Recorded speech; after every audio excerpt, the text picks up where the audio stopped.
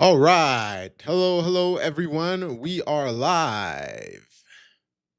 All right. We got DZ, Matt, Ryan in the house. I love all the emojis. Welcome. And we have Tinana in the house as usual. Good to see you here. So, we're going to get into these charts and see what is happening. Um, I know a lot of people have been asking for gold. Some people call it the Widowmaker, and I understand why, because I am 0 for 2 on gold this morning. I actually have a third trade on the micros, and just like baseball, if this one doesn't work out, it's gonna be it for me today. But I had a couple stabs at it this morning. Gold is not something I usually trade short term because because of how the price action is. It can take a long time for a setup to build, and we'll see what happens today. So far, well, this trade seems to be working, so I'm not gonna we're not gonna, how could I say, this will be my last attempt. If this works, great. I'm targeting this previous support area here. Hopefully, we can get through this barrier, and we'll go into the logic in a few minutes of why I entered this trade, why I took multiple stabs, and we'll see what we can do. All right, we got Greg Jenkins in the house. Welcome. I'll have Steve joining me in a bit. So I really want to get his opinion there. So we'll see what happens with this gold trade in a few. Let's start looking at the indexes first. And let me know in the chat. Let me know what you're looking at. Let me know what you're thinking. And if you want me to look at anything in particular, please do let me know. I want to take a look at the indices first, because we are at all-time highs. We're going to start with the ES. Actually, let me switch platforms here and show you what I had,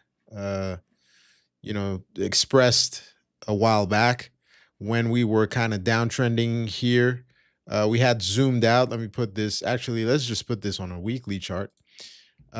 We had, I remember a few weeks back when we were talking, we were around this area. So it was around mid-March, end of March. We said as we were moving down that, hey, we've been pulling back for a while. We've stayed under that $7,000 area for a while. And I drew this parallel channel here, and the midpoint of this channel coincided with these highs there, and this pullback here was the tariff low, and this is where we reverted from way back in April 25. And we said back during those times, on a strictly technical level, without thinking of the political backdrop, that hey, if we're only thinking we're only talking charts and only looking at technical analysis, this area could be one of interest. And hey, what did we do? Well, we hit this area and we completely reversed. We've been going straight up for the past, 3.5 weeks. It's been one of the fastest recoveries ever on the market, if not the fastest. So very interesting point there. Now we broke out and we finally broke that $7,000 barrier that we had been under since it was it October? Yeah, October 25. So we finally broke above that. The logical thing for me, at these all-time highs, and that's what I want to get Steve's opinion on, is we've been going up for 3 weeks.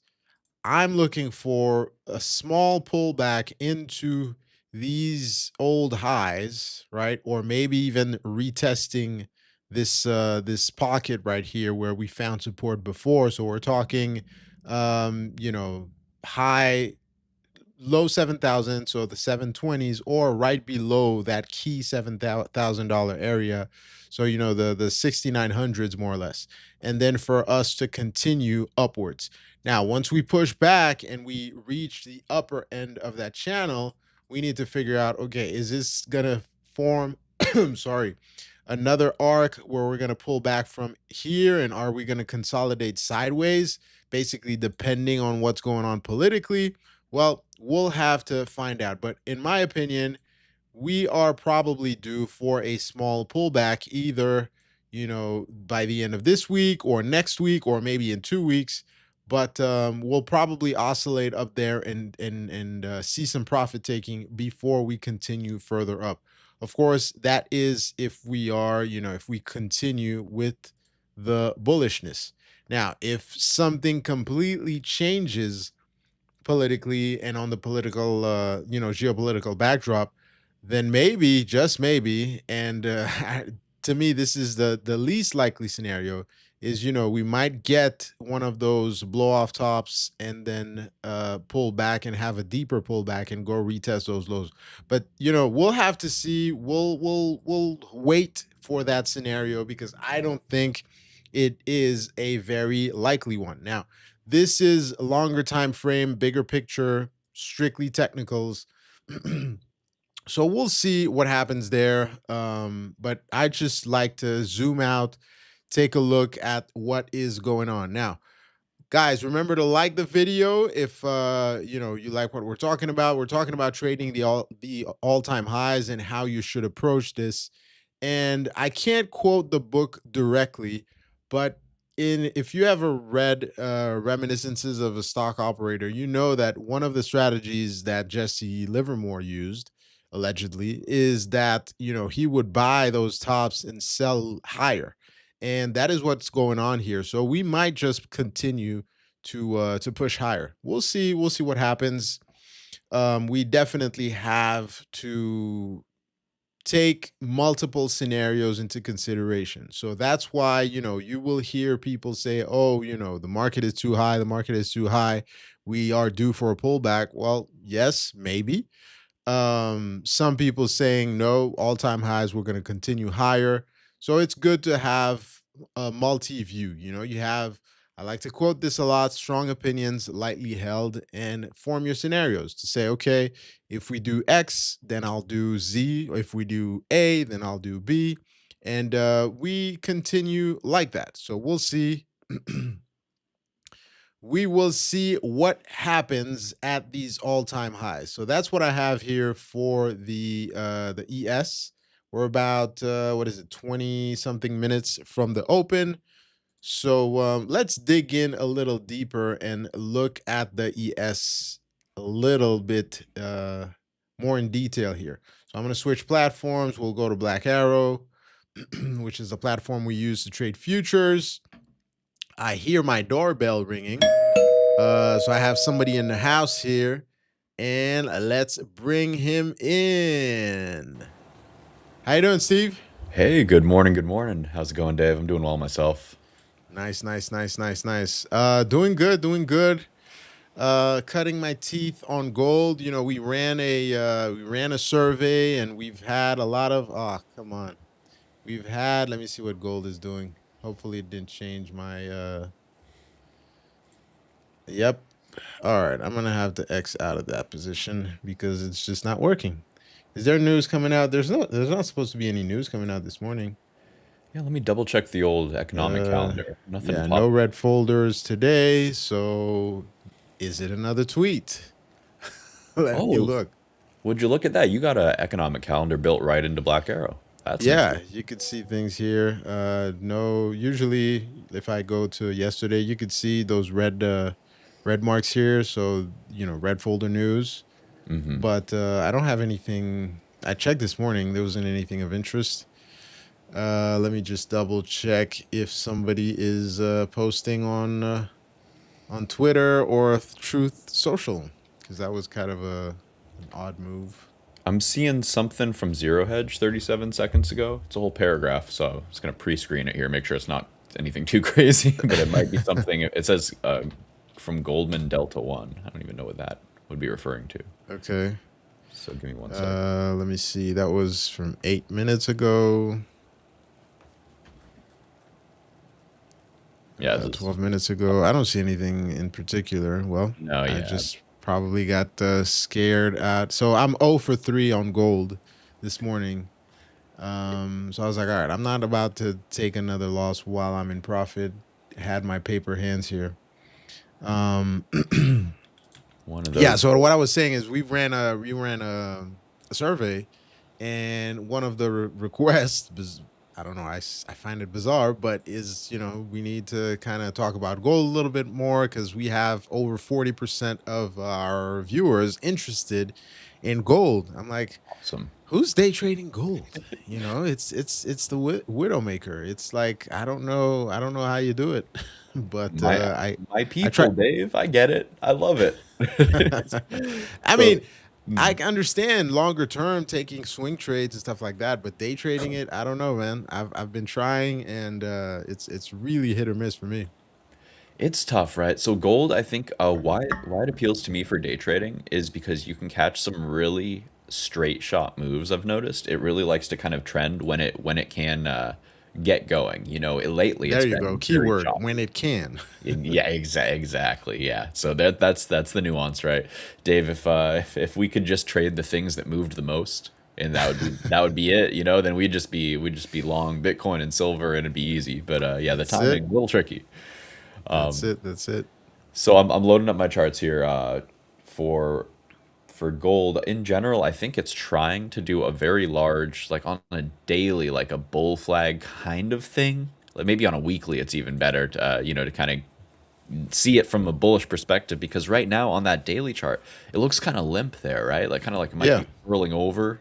It's not showing much integrity right off those moving averages. And I see you have a really nice horizontal level there too, which I have on mine as well. Yeah, Yeah, exactly. well, it's the price forming Oh, it, is but that yeah, current price? Okay. I do have my levels here from yesterday. We were discussing, I think it was here. Let me just zoom in a little bit and I'll show you what we were looking at yesterday when we were talking about it. So yesterday, right before, what was it? This is 9:30. So the open was here on this green print here, and we I was discussing pre-market as we were pulling back, and we pulled back under it, that we consolidated here, and I thought that this area here, of course we were talking about day trading, Yeah. this area here could potentially be retested, because I had one user asking, hey, should I go long here? I'm like, Yeah. not financial advice, but I wouldn't do it here. And we discussed how we could pull back, maybe retest, and then move lower. Well, it just, Yeah. you had to be in. So I was Right. like, okay, interesting. Let's kind of look at this today. I saw, all right, we're trading below this consolidation area here. Yeah. Kind of looked at this. I was like, okay, one move, we pull back. We tried a second move. So I think I went short about here, right? With a Nice. stop, right around. It was a tight stop. And Mm. then of course it pulls back and I get stopped out. I'm That's like, brutal. okay. So, Man, so that's rough. then, Was that just a break even stop, I presume there? no, I took a 1 hour Oh loss. It man. wasn't break even. I think I took, yeah, because I entered kind of late. I I was I see, I was see. holding, and Which I'm then, totally fine with too, waiting for that confirmation candle. Like I think yes. I think you can take those paper cuts all day, but it never feels good. That's such a bummer. And then I'm like, okay, we tried to push up, we're pulling back, and then I think around here, I was looking at the 1 minute. I'm like, well, I guess we've been holding these lows long enough, and we're probably gonna go and retest retest those highs. So I get long. Of course, I get stopped out again. So I'm like, well, all right, you know what? Let's just stick to the original idea. Let's go short. And then Yeah. just as it stops, I mean, as it starts working, I get another wick. So I'm like, all right, three strikes, I'm out. We're good. I'm good on gold for today. Yeah, that's a tough pattern though, where it's just it's almost like they need to like really double check every move before they make it. So they got to go all the way back to the previous level, say, Yeah, "Hey, just checking. We're just not we're checking. not going past this, right? Nope, just stopping out, Dave. Okay, let's keep going." It's really frustrating because usually it's just stopping out Steve. So I totally feel you on that. The only Yeah, thing that I do sometimes is like I just size to where like, and this I'm not even saying it's the right thing to do. It's just what I do for my mental like capital to control that. I size so that it has to come and take out the previous microstructure high. Like it needs Okay. like those big reaching wicks like that. They wouldn't quite get me there just because I would be putting it above the previous little swings, and Yeah. especially on that second wick, that one sucks because like, well, if I have to put my stop all the way over that previous wick, then I'm kind of the risk reward has skewed on me where now we're so far away from that where I should probably lock some in, because if it comes all the way back to stop me up, that's going to be a bummer. Of So course. but that's it's not an easy one there. That kind of, I call it controlled demolition, that stair stepping down, but they give you the Yeah. wick to Yeah. make you think. They exactly. Well, the thing is, yesterday, we were looking for pullbacks and waiting whatever, and it just ran away. Yeah. So as it was, kind of looking like it was about to do a similar move here as here, I was like, well, let me try again, and then we get this weird print here. So I got out in profit, but Nice. it's been a tricky one, not the easiest pattern to trade this morning, and 0 for 3 for me on gold. So we'll analyze it, but I won't trade it today. I totally respect that. Sometimes, the postmortems, it can really inform your next set of trades, but sometimes it's if a ticker ain't working, it ain't working It for you. just ain't working, right? And You it's know, probably that's gonna just dump while I'm not in the trade anymore. But hey, it is what it is. It is. We've been trading long enough not to get angry anymore and laugh at these. Yeah, well, that's the thing, and I learned this a lot from. I really try to internalize this watching poker pros, because they Mhm. will, like, some of the bad beats that a poker pro will get on live TV, where every single person in the room knows that they just got screwed in like a 1 to 100 way, and they just no emotion or the littlest Yeah, smirk, and then on to the next, because that's on what to you the gotta next. do. On to the Yep, next, you gotta think in bets, and no matter how bad that hand got you, the only thing that you have the power to do is make it worse and carry that bad energy into the next hand or into the next exactly, trade, right? So yeah, I love the exactly. energy. Just, it is what it is, right? And It is what it is. I always say we're making sacrifices, right? It's like, all right, you know what? Fine, we're making this sacrifice. We'll get stopped out on this just so that our future trades, we're doing the right process, and the pain that we accrue in that right process, that's just going to pay dividends going forward. So Dave, this is it doesn't feel good, but this is good.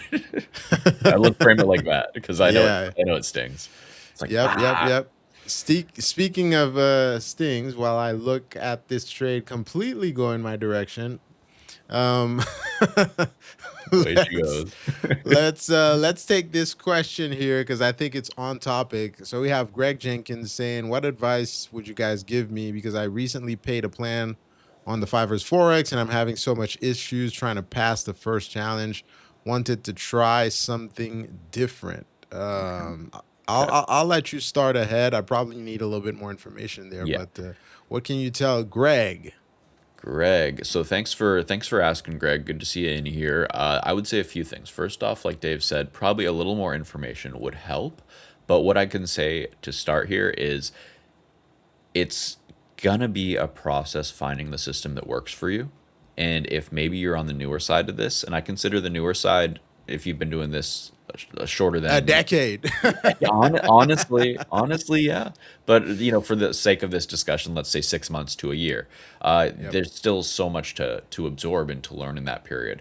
I'm not saying this to steer you away. I think this is the place to be for financial independence. It's just about not overwhelming yourself and overloading yourself and beating yourself down in that learning period, because almost everybody's going to fail just because it's information overload and they get discouraged.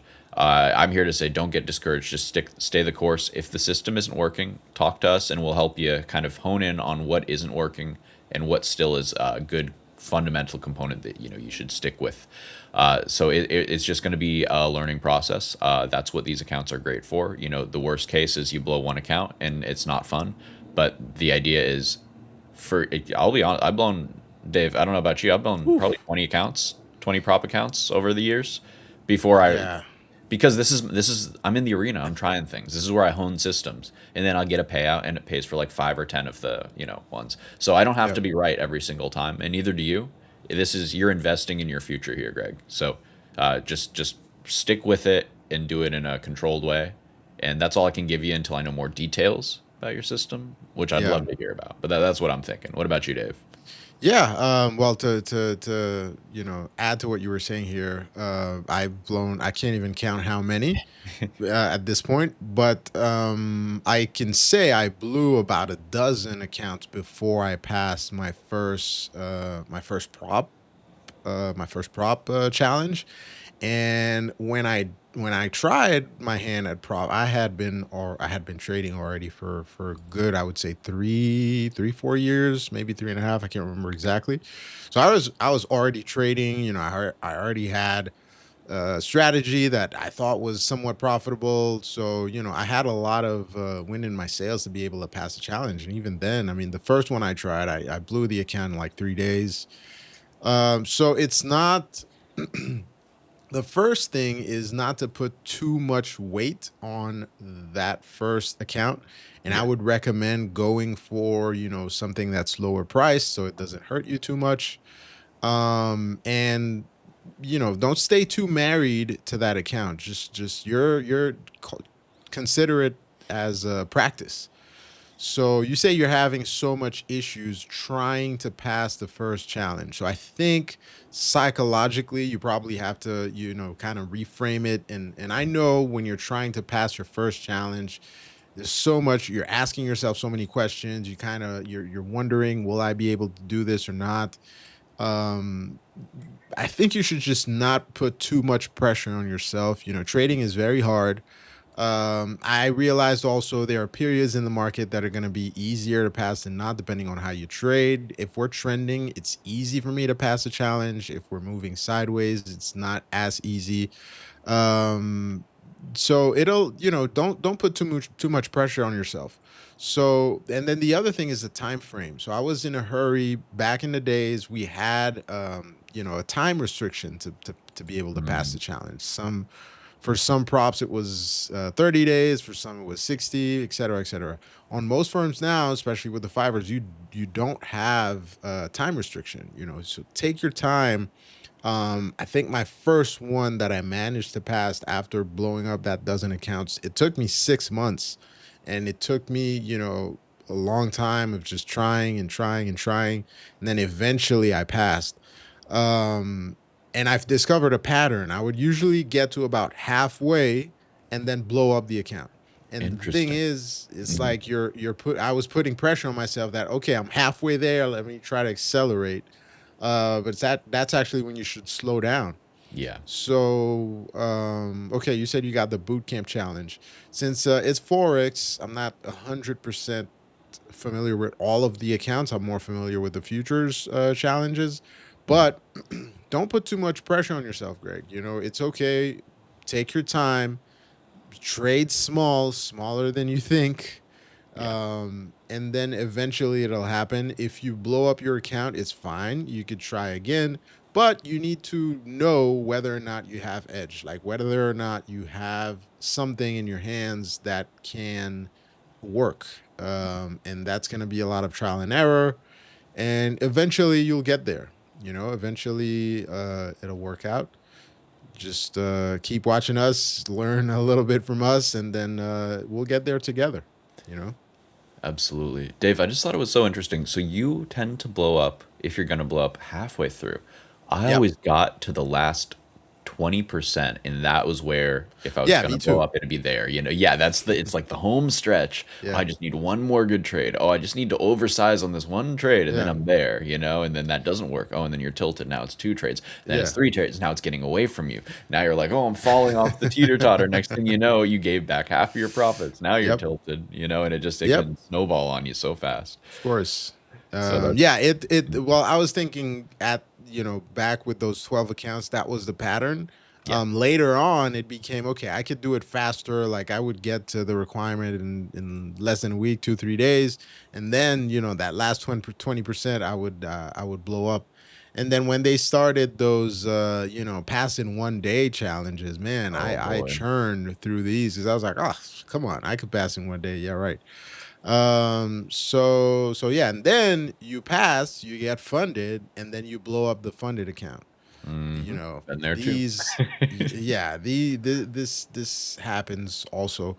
But one thing I wasn't I it took me a while to realize that is, what are the market conditions? Because it would be weird for me. I'd be like, okay, how come I passed this thing in like 2 3 days, and then this one took me a whole month?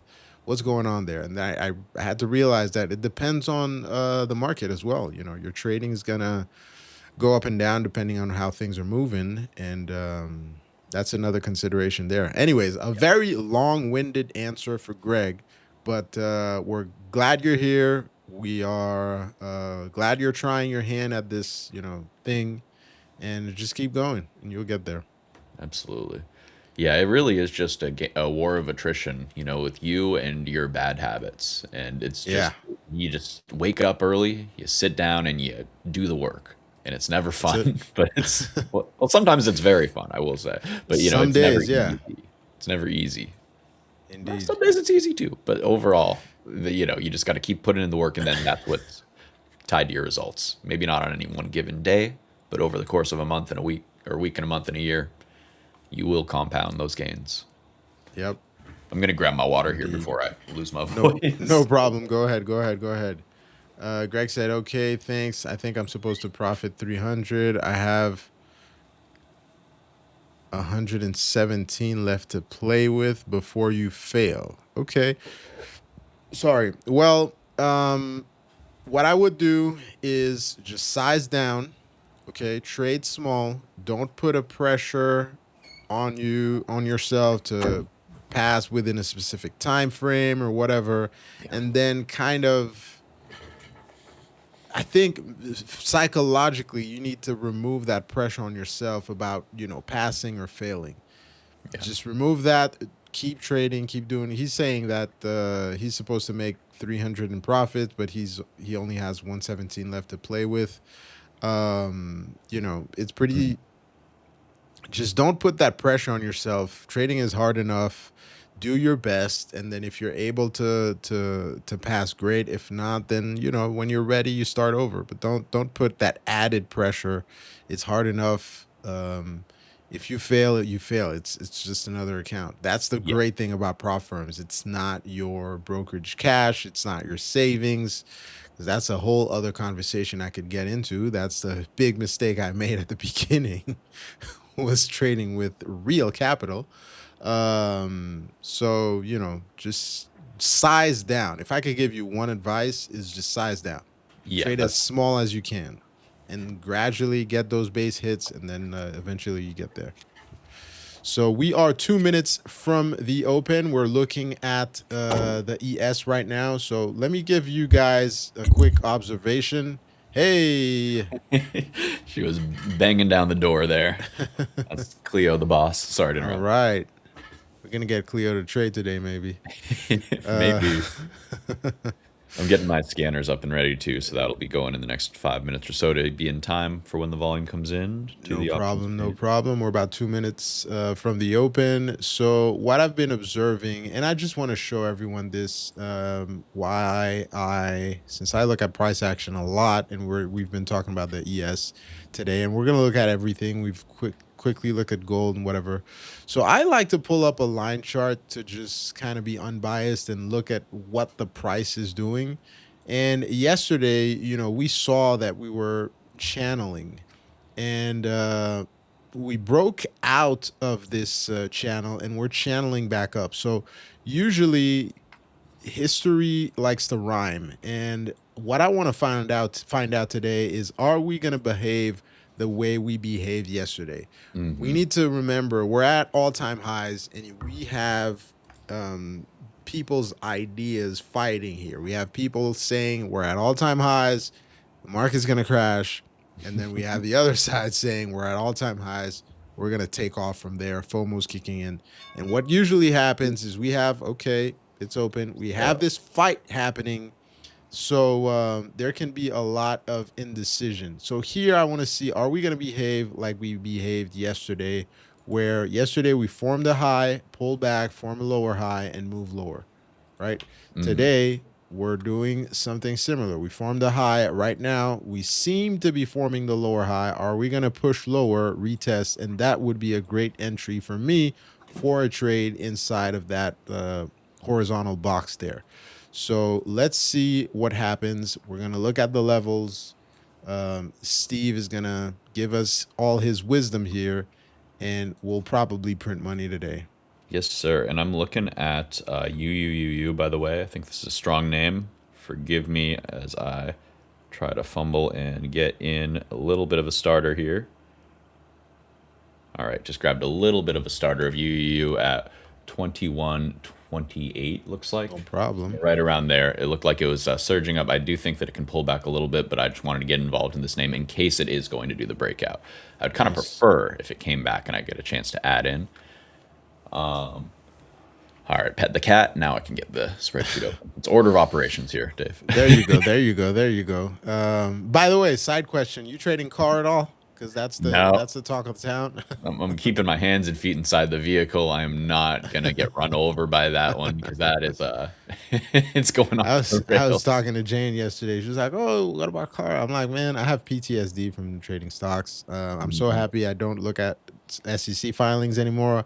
I don't have to look at the float, the short float, the everything else that comes with trading stocks. I don't have to worry about finding uh, uh, shares to short. Mhm. So no, I am not touching this with a 10-foot pole. It's a beautiful thing, isn't it? Not having to Yes, worry about this. I love it. indeed, indeed, indeed. I love it. Oh boy. Yeah, so I am starting to look for these levels. I will have to translate them over. No problem. Take your time. Oh, No rush. here we go. Usually, I'll wait for at least the first 15 to Right. go by unless a setup is glaringly clear. But we'll see. We'll see what happens there. And if we find a great trade, we'll take it. If not, then it is totally fine. So Mhm. right now, really, I'm looking for one setup on the indexes. Preferably, if we don't find that one, then we'll take something else. So we're kind of forming this uptrending channel, like I mentioned. We've just retested this pocket, this high. Mhm. So I want us to kind of break lower, retest this area again, and then have a continuation trade there. So we'll see if Okay. that happens. If it does, that's the trade I really want to take. The other possibility, since we have to look at, the bull, the bear, and the sideways action. So I'll put this in red. We If we retest those lows, we might, revert and go higher. Remember, we're at all-time highs. We can go and change the structure and move towards the upside.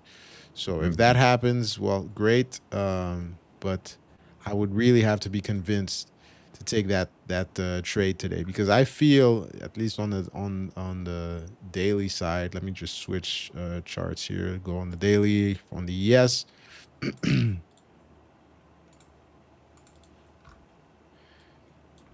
All right, we got to here. Mhm. This is April, the 17th of April. We formed an inside bar the day after. We had kind of this neutral day yesterday. Well, neutral in quotations if we're just looking at this chart. And right now we are inside yesterday's range, right? So until we really break out of this area, I'm not really interested, Yeah, totally valid. I right? think that I think that yeah, we're just in kind of this holding pattern up here, and I'm waiting to see which way we break this morning, as well as just as the day kind of goes on. I have a feeling we want to get that dip and rip that you're looking for, but just not sure yet. We've only been here 4 minutes, just starting to see a little bit of redness. We'll see if this sticks.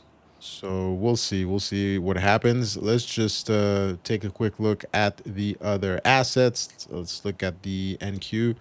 NQ moving in a similar fashion, a little bit more on the bearish side in comparison to the ES. So we're pushing lower on the Nasdaq.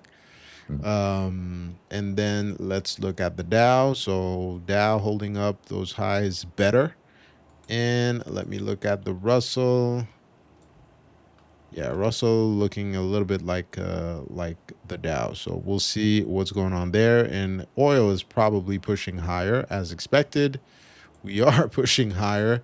So a question to you, Steve: is the straight Mm. open? Is it closed? Is it half open? Is the door cracked open? What's going on there? Oh, it's a tough one to read. I think that we are in wait and see mode with the potential for this thing to go nuclear and just really start to rip out of the gates more and kind of on the daily. I think that it's looking a little spooky. So I'm watching closely. You see that pre-market high there, and Yeah. that's definitely like that hourly kind of cusp that I would like to see us transact and hold ideally. So So we're talking around 90, 92s, yes, yeah, or we're talking 91. All right. yeah, the 92 handle for sure. Yeah.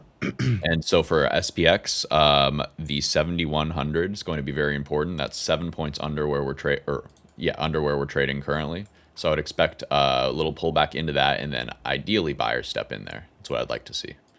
All right. Let's see. 7100. That would be around. Let's Yeah, just mark that sorry. Let me find. level. I have so many tabs. I gotta get my conversions here. No, you're fine. You're fine.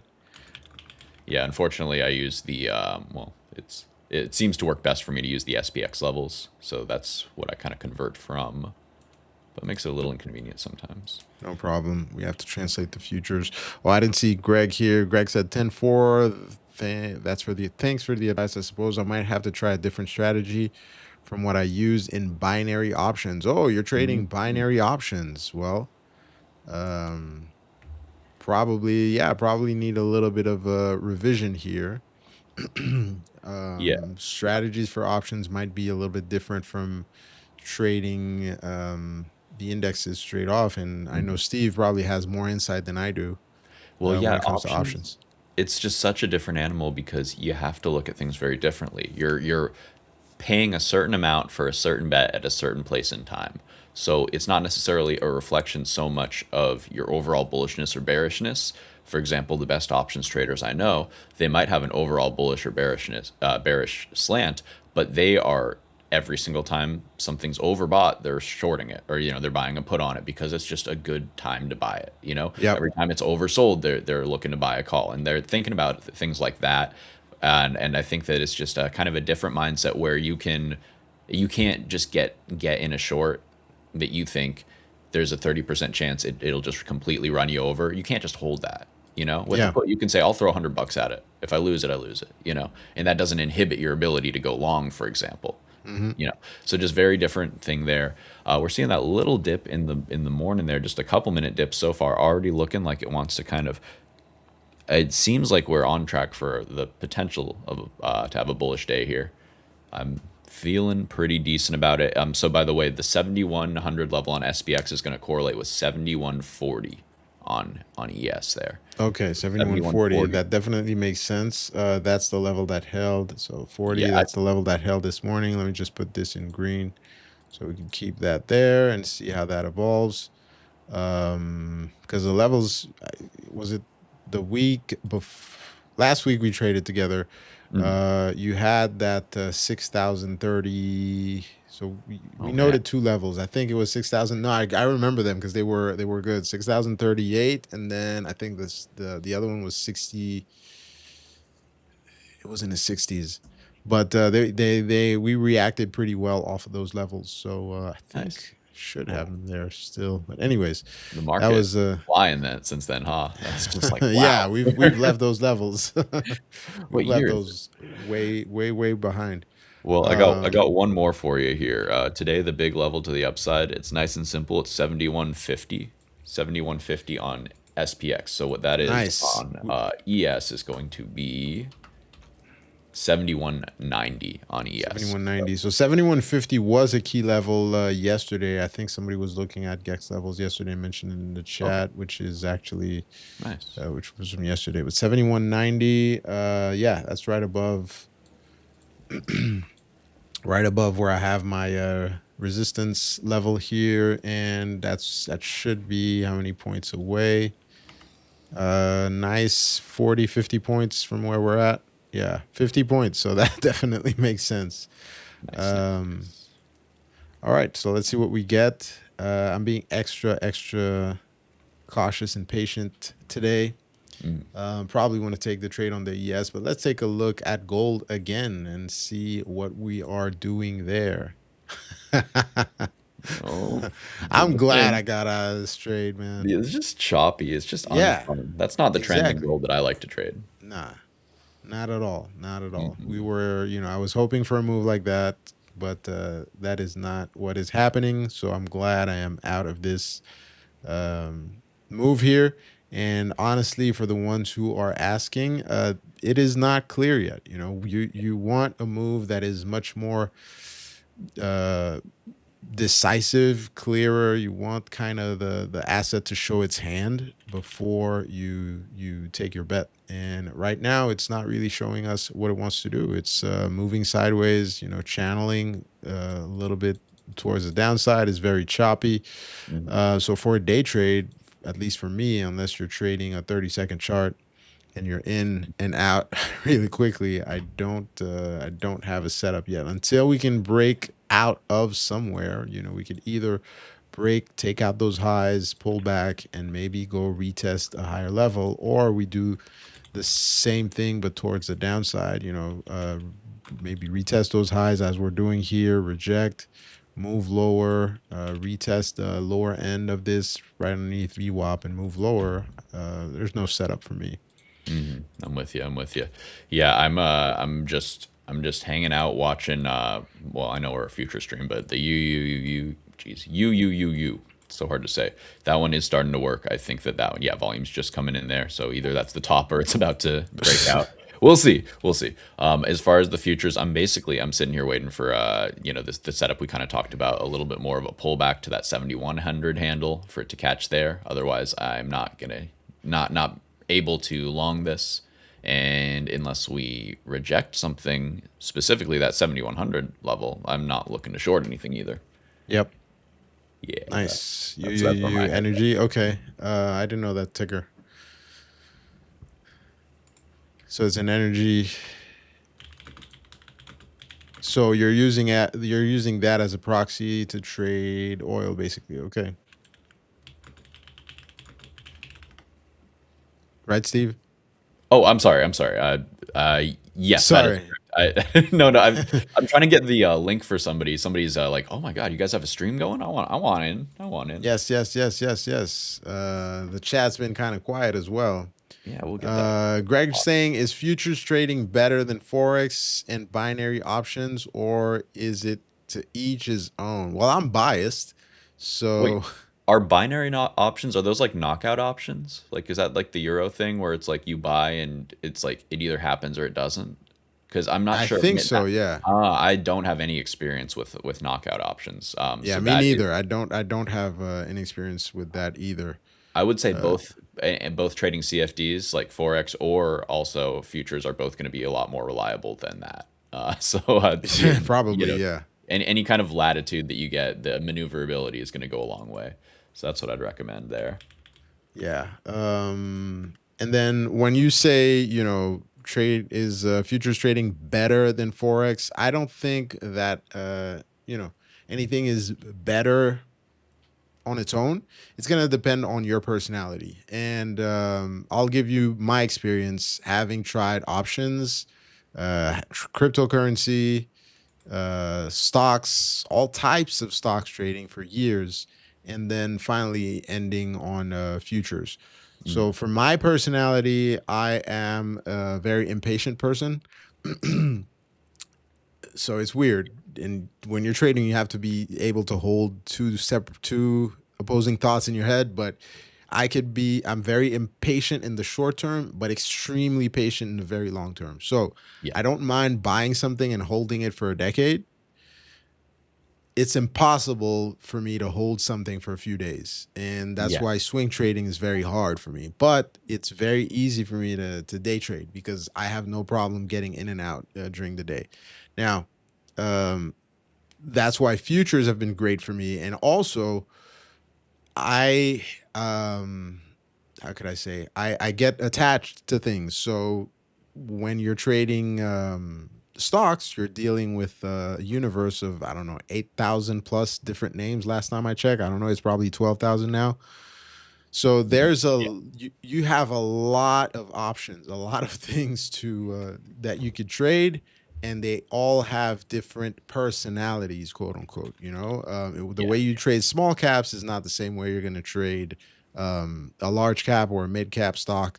There are different implications there. The setups are going to be different, et cetera, et cetera. And you're not going to have opportunity every day in in the same stocks and whatever.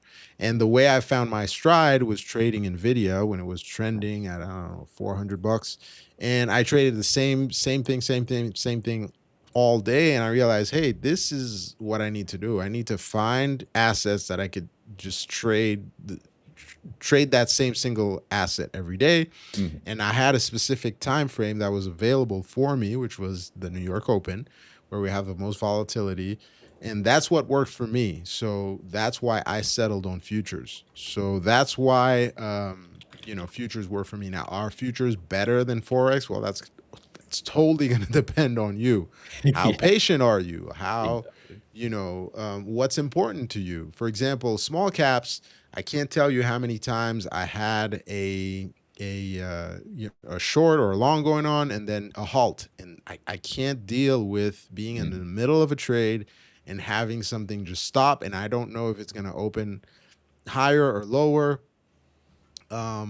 Sometimes I was in a halt and then my internet went out and I didn't know what was The going on. worst feeling in the Oh my world, dude. god, yeah. Oh my goodness. So Whew. uh, Oh, so that'll make you I bargain with your yeah. chosen, Yeah, exactly. So all these things, I had to take into consideration. Oh, and then crypto, you have to be insanely patient because there is, at least when I was trying, there is no set time frame where you're gonna get clear moves. The moves might happen at 2 a.m., at 3 p.m., at 4 p.m. on a Sunday. Whereas if when I'm trading futures, I know I have those sessions, the Asian session, the London session, the New York Mhm. session, and I've tried trading all of them, but New York is where it's at for me, right? Yeah. For my trading, for how I trade. And at least when it comes to day trading. So you just have to find what works for you, and it takes time and it takes trial and error, and eventually you'll get there. I did a lot of Mhm. rambling here, so I'm going to throw it back to you, Steve. But No, I loved it. I was in listening mode watching, as the trades start to break the top of the range on some of these UUUs and the FCXs, but we'll keep it on the indices here. Yeah. I think that oh man, you touched on so many good things. Where do I even want to take this? well, basically the question is, he's Mm. asking if futures is better than forex. Now, since I'm a futures trader, I'm going to say futures are better. Yeah. But hey, whatever rocks your boat. I mean, I got to agree. Also, being definitely starting with futures before forex. I think that forex for me, it just introduces more variables which are really tough to manage. So you have two sets of economic, what do you call it? Events that are Data, really important all of a events. sudden. Yep. It just makes things a little bit trickier. I'm watching a little bit of a sell off on SPY, so this is going to be where the rubber hits the road for me, seeing if this pop is going to hold the line or not. Because we are right around that window where we could reverse if we do not hold here at point of control. It is seeming Let's like the pivot's a little see. bit heavy.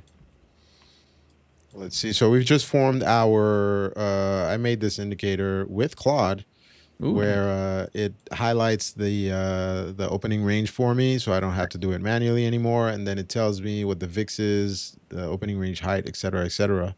So let me just look at the Nasdaq really quick, and then it will highlight the breaks, and I could decide whether or not I want to take the trade. Oh, So great stuff. still no trades for me as of yet. Let me look here. Yeah, this is tricky for me because it It's seems tricky. like it wanted to break the range and go higher, but so far it is a look above and fail. Exactly. Tricky, tricky. So that's not very convincing, and that's why honestly I've been somewhat of short bias since this morning. I might be wrong, but like I said this morning, if we're considering this to be the opening range, actually, you know what? Let me go from scratch so I could show everybody what the way I'm approaching this and the way I'm thinking. Hmm. If this is the ES, right? We opened here at, and purely, we're only looking at technicals here. Yeah. We opened here 930, and this is your box. This is your opening range, And where's the 50% of the box? It is here. There's a very simple Mm, way to trade, to frame your trades. And I like that's usually how I take my trades when I take them early. And what I want to see is, okay, we tested the low of the range, we tested the high of the range. Now we want to get out of that box. We want to it. see, okay, how do we get out of the box? What would be a setup? Well, if we're going short, we want to break, get out of the box. You could scale in here and enter maybe one contract or whatever. We want to pull back, retest the lower end of the range to make sure that this is not a liquidity sweep where we're, kind of buying again where we bought pre-market, and then, push lower. So my entry would probably be scale in here, add here, and then continue lower, and then I'll worry about targets. And the way you could measure targets is have a measured move. So you take that box, that range, because it shows you, how much displacement we're getting on the day, and you're targeting, the first half there and the Mhm. lower half there. This is a setup Yeah, I've yeah. taken with Steve live multiple times. So that's one thing you could be looking for. I'm looking for it as we speak, and it looks like we might be starting to get it.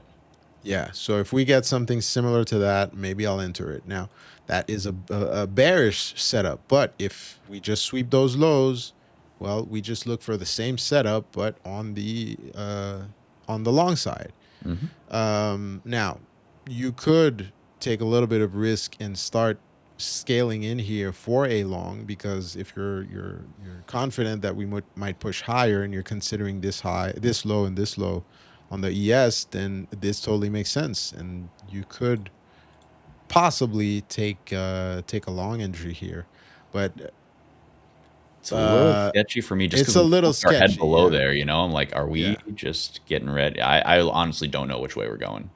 So I'm waiting and seeing if we lose it and then get the back test, like you're saying. That's when I'm looking short. Yeah, exactly. And then looking for similar setup long, and then looking for measured moves. So move to the downside would be equal distance of this. Sorry, this this box here, and same thing to the upside. So we'll see what happens. We have thank you, Harish Jakar. Sorry, I don't want to butcher your name there. Greg asking what indicators, sorry guys, do you like to use? You like using the MA50, the 200 with RSI 7. Um, well, personally, yeah, and I'll let Mm. Steve take it, but just to keep it short, I like the VWAP just as a line in the sand. I use volume a lot, both volume bars and the volume profile. And on longer time frames, I'll use moving averages. But just for my intraday trading, honestly, I want to be able to trade eventually naked charts. So Mm. I don't I love use that. too many indicators there. No, I love that. I think there's something really important about being able to just look at a chart, and just not need a whole lot of extra stuff. What I will say is I don't think I'll ever move away from, by the way, your catch might be playing out here. I'm watching VWAP. I'm just watching this opening range like you're Yeah, talking. for the long here, I'm just like, might there's nothing really screaming at me. I'll wait till this definitively breaks. let me look at the Nasdaq just to take a quick look. Yeah, I'm not convinced yet. Yeah, I mean I'm watching the velocity on this candle though. I will say Yeah, there's volume coming in, so it's interesting. liquidity draw I don't is know. the upside The still. three losses this morning are still. I'll be honest. I took three back to back. Well, Mm. two losses and then one break even, and they're still kind of. Um, I'm still annoyed, so Yeah, I no, don't I don't want blame. to. I You don't know. blame you. No, yeah, I'm watching. I'm waiting. There's nothing for me to take yet. What was I gonna say? I think that the liquidity draw is still up, so I wouldn't be inclined to short anything until we really get Yeah, confirmation. Um, I think that it's more likely that yeah, we're gonna break up here, but I don't we know if there's might that much break. meat on the bone for me to take it here. I'm in. I got my longs on with the U this morning, so I'm like I'm sitting Yeah, here and you waiting basically. the oil. Yeah, you got the For That the energy long, which yeah, is great. the energy, and it's also rare earths. I forgot to say it's kind of like a dual two for play there. Oh, nice, Yeah, nice, they have some nice, rare earth exposure, and the USARs, the MPs, they've been going pretty ham. So a nice, little bit of a dual play there. nice. Hmm. So yeah, we're looking here. Not yet convinced. I'm just being extra patient today. I'm not yet convinced by the moves. I've been fooled multiple times this morning, and I know it's purely psychological, but now that I've written enough, how do you call those reviews and whatever, I know Yeah, my personality, and if I get a fourth loss, it's highly likely for me to start to go on tilt. I totally get it, dude. I'm the same way. So, It's just so worth it to know me to just thyself. Huh? exactly to just not push it. Yeah.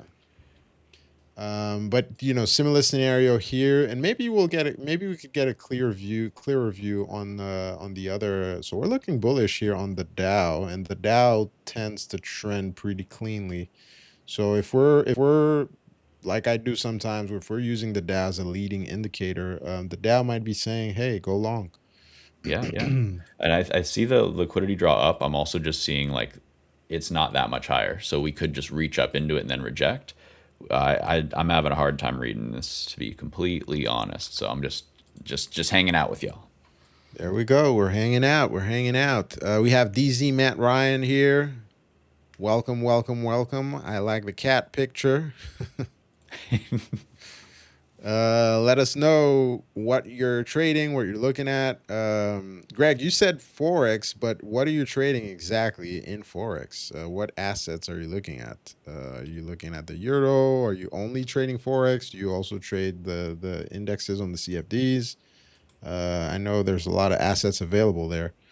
So let us know what you're looking at. We have Harris Jakar. Let me know what you're looking at, what you want us to look at.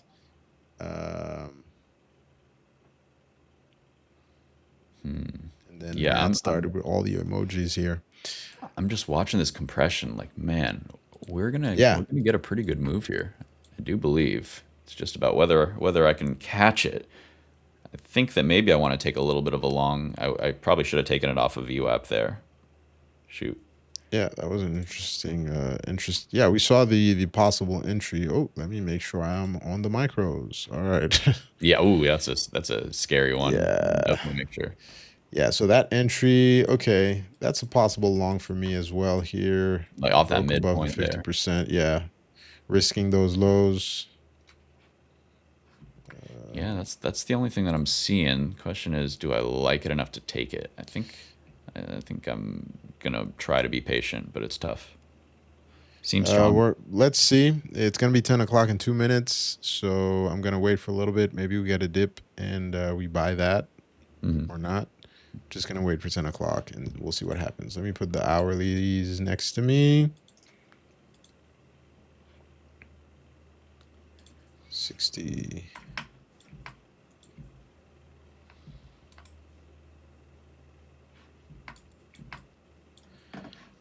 Um, I'm seeing constructivity on like the hourly oscillator. For me, I like it. I just want to see if it can eat the pre-market wick. That's really what it's going to come down to. yep. Yeah, that work was nasty. And that's what I feel like we're kind of digesting, and we want to be bullish, but we can't just rip it right out of the gates because of that. Like the couple sharp sells we've had in cash session here. I feel like it's kind of just digesting that sell-off point from that wick. Yeah. If we can squeeze it, then we'll game on. That's kind of where my head's Let's at see if we there. could squeeze it. The thing I've been noticing though is that all the up moves, the down moves lately have been very sharp and fast, but Mm. moving up has just been a lot of channeling up and just Yeah, those that algos playing games there, and you having to be extra patient. yeah, no, it's that positive gamma drift up, right? So where it's Yeah, just grinding, kind of it's like just we're seeing here, grinding. and it's just Yeah, banging on that level. It's just knock, knock, knock, knock, yep. knock, knock. Eventually, they got to open the door, or they send somebody out to get you off their porch, I guess. But usually we're getting some decent volume pop in here, so I think we're gonna try watching and seeing if we can get that break. Let's see. Let's see. Let's see. Oh, and I see my good buddy Chad in here. Thanks for joining. UAMY acting right. Yeah, I'll keep an eye on that one as well. We'll talk about that one later on when we're doing the all the stock stuff on my other streams. This is we're getting futures with it here, and we're getting our break. I like it. Getting real close to that We're getting the pre-mark. break. We're getting the break. There's the tap. Nice. It's getting a lot clearer. So that entry would have been nice, but it is what it is. We're getting the volume there. So looking good. All we need is a pullback if we get one. Well, that's what I need. So what I would need to see is, okay, we broke. That's great. Is it going to hold? If it holds, great. Mhm. We need a little bit of a pullback, and then we can enter long, and then we'll risk either off the midpoint or the prior low. So we'll see, depending on how high or low we get it. Yeah, and what are you thinking for in terms of room up? How much are you seeing on the table for today? Think If I'm it's a crazy looking great for the day, if it's a great day, I'll shoot for two measured moves. But remember that one that what's it called? That 90 level you showed us. right. If it transforms into a multi-day hold, this is average range of the ES is 50 points, and if we're measuring from those 40s, that 90 is smack dab 50 points above. So that's a pretty good target, in my opinion, Yeah, for the no, day. that I just checked with my other system too. With my Camaria pivot system, Hmm. literally 7140 right there. That's the target on SPX. So that'll be 7190 on Yeah, ES there. So that's the level. So all right, let's see if we can get those. Let's see if we can get that pullback, all and right, all then right. we'll scale in. So I'm gonna put a limit order there. Actually, why is this not triggering with my risk? All right, let's put a limit order there and see if we get it. All right, so I see a couple questions there. We have you want us to look at gold, man. Everybody wants, They wants us love to it. look at gold. They love it. They You guys, you need to know gold is also called the widowmaker. I actually Um, haven't heard that. I love it though. really? It's, yeah, I've heard that I've heard it. for natural gas, but I Natural love it. gas, yeah. They'll both, any commodity trading, it's getting spicy. So I think gold's looking decently constructive here today. Watching let's it, it's just uh been so let's underwhelming let's compared look at to gold. long and anything else. That's my Yeah. only complaint. Let's all right, let's take a quick look at gold. Let me go into GC. So as where's my I had a layout already planned out. It's GC. I think is it on micro gold? There we go. All right. So here is gold. We've been, if I could show you really quick here, we've been channeling sideways, at least in my opinion, Mm, and it's starting to look constructive. So this morning we mentioned maybe breaking out of that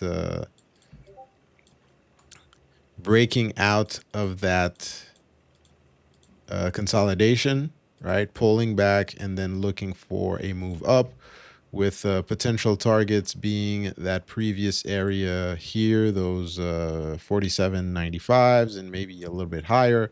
if we can get that.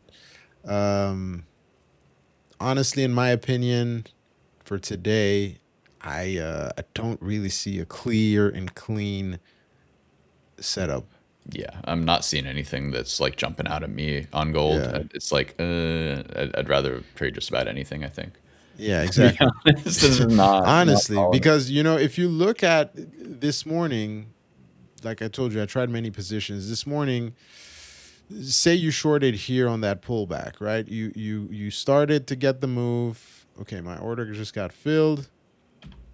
Let's see. Yes. Let me just check the order, fix the stop, and then we'll get back to gold. Mhm. Man, everybody loves gold. It's crazy. Everybody loves gold. I don't get it. I guess maybe it's the influence of that move up that we had Mm, recently. I guess. Everybody should be loving SPY. Yeah. Went up, Q's went up 13 days in a row. Seeing a little pullback on We're SPY here now, seeing, by the way. yeah, a much stronger pullback than I would want. So we'll just see if this 50% level can hold. Yeah, it's And VWAP here for me. yeah, I haven't scaled into full size, so I could still add to that position around the VWAP there. So we'll see if we could hold. My stop is way below pre-market. So let's see what we can do now. Very strong rejection Yeah, here. Let me see if it's see what my we get. short thesis playing out. Yeah, so we retested. So if if I zoom out, we retested the high of that channel here, and we might maybe, and that's why I was kind of bearish today, but we'll see. If this Mm, doesn't hold, then there's room for us to there go is. move down there, retest that level you had this morning, 140, and then continue lower. So Yeah. we'll see. I But want to be bullish, but that rejection there was sus. I will say. So I gotta, I eh, gotta reconsider. I think it's so now we did the fake look below into the fake look fake above. look above. So it's like, which is it?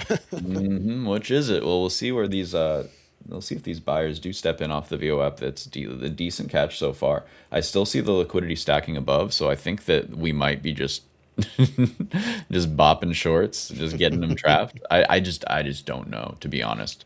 So Yeah. I think I said that I Hey. just took the little nibble, but it's like Yeah. I don't know.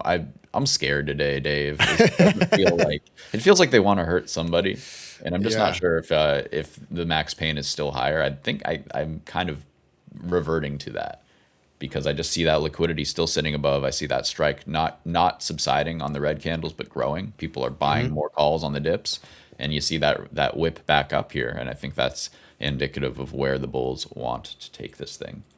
Let's see. I mean, Period. honestly, I think that is. I'm gonna hold here. I took a decision, took the trade. Nice. It was a valid setup. What I won't do is add to the trade. And of course, if it works out, I'll regret it, but whatever. We've been there 1,000 times Yeah, before. of course. But if it doesn't work, then I'll be happy. So we're gonna hold this long. I have a very wide stop, so we can let it do whatever it wants to do with that tiny size. I like that. But since It, we're not seeing things clearly, I'm just not gonna add to that. But usually, what I would be looking for is to let me just show you guys what it is. So this is a great ad would have been there, but what we're looking for is further displacement to the upside of, even though it doesn't look super convincing, but best case scenario, we get, what I would call two standard deviations above, which would be close to my to the 190s here if we could get them. Um, oh, I like but that. Yeah. we had our range, we broke out of range, we pulled back much deeper than we would like, but it is what it is. And then we just want to continue to the upside. Yeah. This is And just for my peace of mind, I'm not going to add. Yes, sorry. no, no. I didn't mean to interrupt. I'm just watching this level like a hawk on ES as well as just all of the indices here. Very notable that if we can break above, I think that we do have some squeeze potential, but they are trying to hold the line here at Yep. 71. Well, it's 71.20 on SPX. So that's gonna be where's my thing? We'll see. I'm gonna zoom out and show you guys why I had that in the back of my mind when I took this long. I'm gonna zoom out and look at the ES again. And if it works out, then great. Then we can get good displacement to the upside. But if it doesn't, well, it doesn't. We have. I just want to take a look at what everybody's talking about. So we gave a quick gold view. You said you don't really have a specific view today, Steve, and I agree with that one. Honestly, today my best advice would be just hold off on gold for the Yeah. time being until we get a clearer view. Honestly, What I will say um, though is that Dave, often I find that it trades kind of inverse to crypto intraday. So if crypto's strong, gold is not going to get much motion in the ocean. And oh, I'm seeing a lot nice. of strength in crypto. CIFR, I'm liking that one for a little swing trade action too. So a lot of the Bitcoin miners turn data center plays. I think that there's juice there, and because of that, just another reason why gold isn't really the top of my list there. Sorry, I hope that doesn't put a target on my back with this audience, but No, no, no, totally fine. Totally fine. Data centers, man, that's an interesting topic. We had a huge. They were trying to put a data center near where I live, like, and then ooh. the county people kind of riled up. People got arrested, and that was interesting. But anyways, well, that's the story for another time. I'm very interested, but yeah, I mean, oh I'll tell man, it in a. I could. It's not a yeah. huge. I'll make it very short. But no, just there's been a lot of neighborhoods popping up where I am, and Mm. there's kind of this industrial area where they wanted to put a data center. It turns out that the owners of this data center were bribing one Oh of geez. the elected officials that's supposed to kind of veto whatever.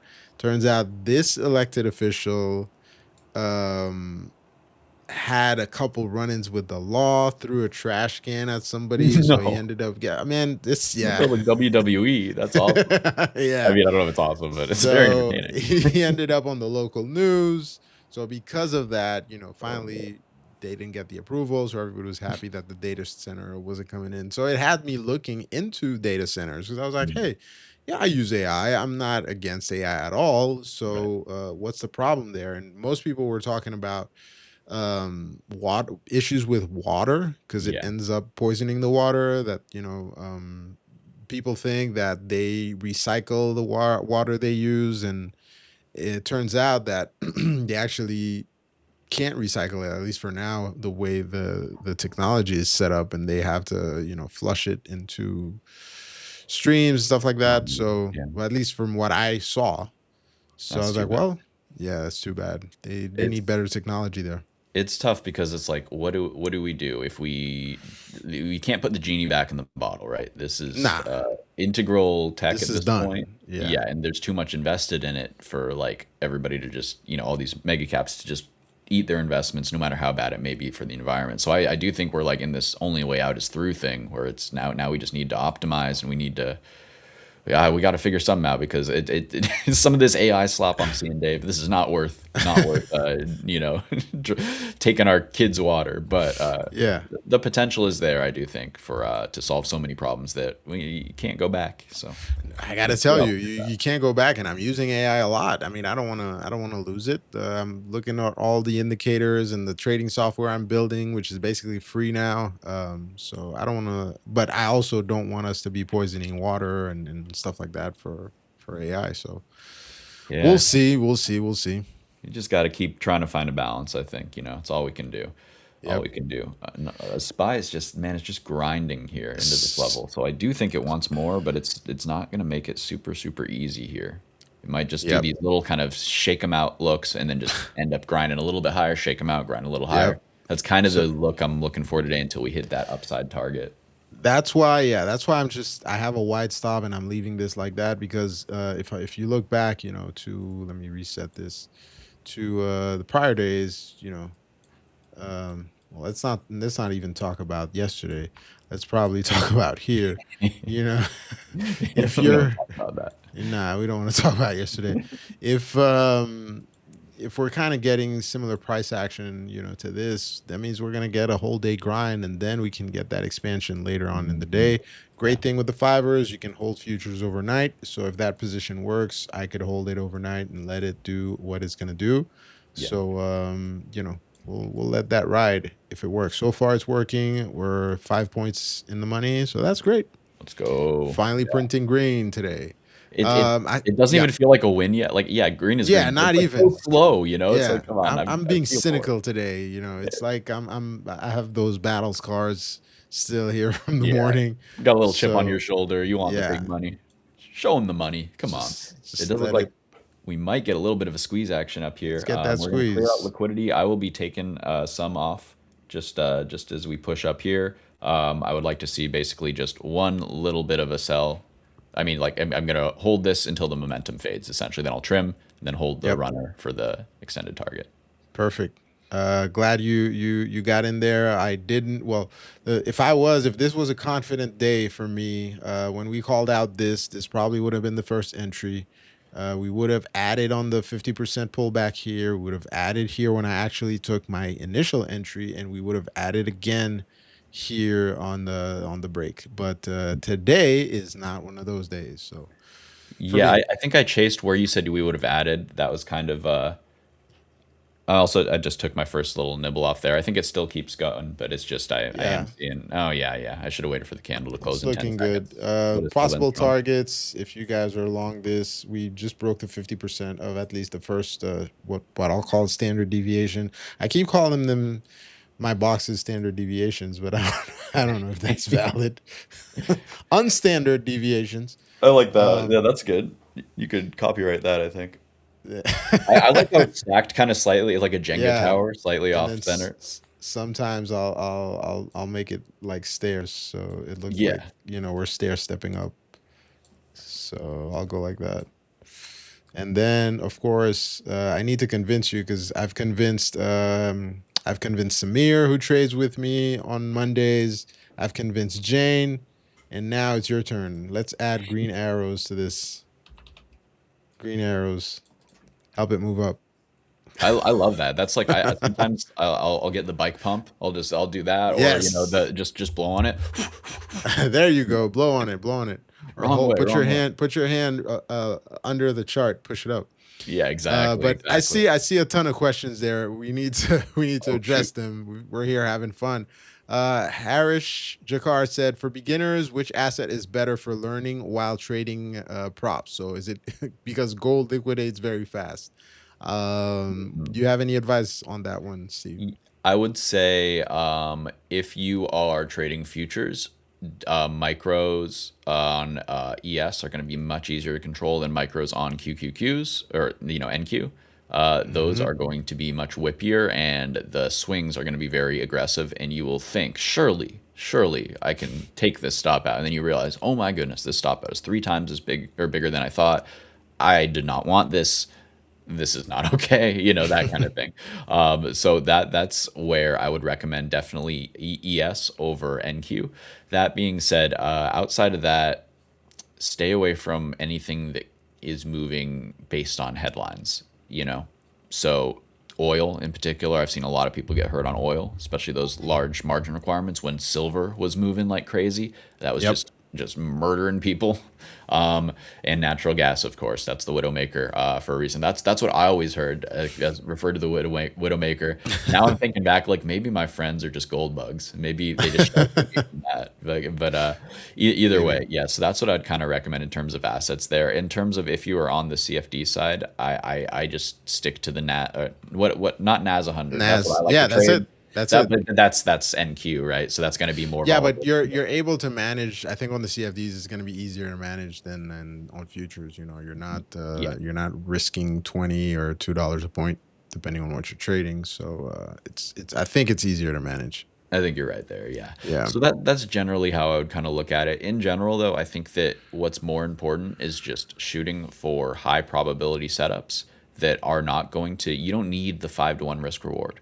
Just take the 1-to-ones that you actually think fundamentally should work. Like whatever your system may be. For me, I wait 15 minutes and I look in the like in that like 10 minutes after market to 20 to half an hour after market opens, and that's usually my window to look for a reversal if it aligns with my hourly oscillators, for example. Hmm. I'll look for the kind of trend, and then I'll try to if it, I think it's going down on the hourly, I'll try to buy a little pop in the morning, and then I can, to pop in and fade that and get involved in that downward trend. Or if I think it's a long, I'll look for a little pullback in the morning in that window. So for me, what I would really recommend is, I'm not saying you have to do that, but whatever your setup is that you found most success with, I think failed breakdowns are a great place to start for the average person. Just do one strategy, and until you can be consistently profitable with that, don't go looking for the silver or the magic grail, the The silver magic. bullet. Yeah. It's not about which asset you trade, it's about how you trade them. I truly do believe that, with some outliers. Don't trade super volatile penny stocks. Don't trade oil when we're invading somewhere. Outside of that, it's Yeah. more about how you trade it, I'd say. Yep. No, I totally agree with you there. I think you recommended the ES, and I think that that would be a good place to start. It's if you're trading futures, easier to manage. You could see today, since my risk is tight. That's what I'm trading. In terms of how the assets move, I prefer the Nasdaq, but I think a good place to start is the ES, and just follow Steve's advice. Don't take on much more that you can handle, Mhm. and look for clear setups that you've practiced and that work for you, and that like the back of your hand. Yeah, This morning, I told you guys specifically what I was looking for, and we saw the trade, we took the trade, and we're in it. I love it. And I think that's how you need to approach the market. You wait, you see what you're looking for, and then you enter. And if you don't see it, then you don't take the trade. Of course, easier said than done, but as a beginner, that's what you want to be doing. Greg saying he likes currency pairs mostly. Okay, nice. I respect Forex that. trader here, and I know we have a lot of great forex traders in the Fivers community. Um, I know, for example, Victor trades currencies and also indexes. So Very nice. if you can handle these, no problem at all. We have 3Q. Not sure if that's the right way to pronounce the name, but welcome. Hello, Yeah, hello. And you're welcome, Harish. And Barry. Barry saying, I can't believe there would be corruption in American saw that. politics. Yeah, Barry, there might be some funny business going on, but luckily we have a super robust SEC, right? So I'm sure it'll all work out eventually. Yeah, I would love a little more oversight in regards to these crazy spikes. Yep. I'm assuming you're referring to that. Was it a BBC article where they did a bunch of investigative journalism and found, yeah, there's some correlation there between a Trump tweet and somebody making a whole bunch of money really, really quick. So Yeah, not the best look we've for seen democracy. we've seen that happen. We've seen it happen. I saw one of them happen live when we took off Oh on the man. indexes. I can't remember which date. Hmm. So yeah, hey, it is what it is. Politics is politics, and it's the same everywhere. I think it used to be harder to see here in the US because it's such a big country, and we didn't have social media and all those you know information wasn't disseminated as quickly, but now it's kind of, you know. And I've lived in other countries that are much smaller, and it's plain as day. You can see it. That's so interesting. So, would you say this is a similar argument to how so many people feel very unsafe nowadays, but we are living in one of the safest times, if not the safest Yeah, times in human history, right? But it's of like we course. hear about that news, You you just know? hear it constantly, Mhm. hammering, hammering, hammering at you.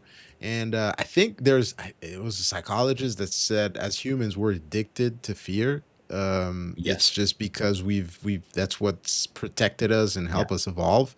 So that's why fear sells, and that's why the news outlets put on fear. But Yeah. it's kind of one of the safest times to live. We don't have to expect some king or barbarian to come invade our farm, at least not where I'm at. So Yeah, no, and anybody who's telling you somebody's coming to invade your land and yada yada, they're nah, probably really caught up in that fear-based yeah, mindset. Their amygdala's probably firing super exactly. strong. So I won't make any indictments on them or their morals, but I will say probably don't follow them in trades.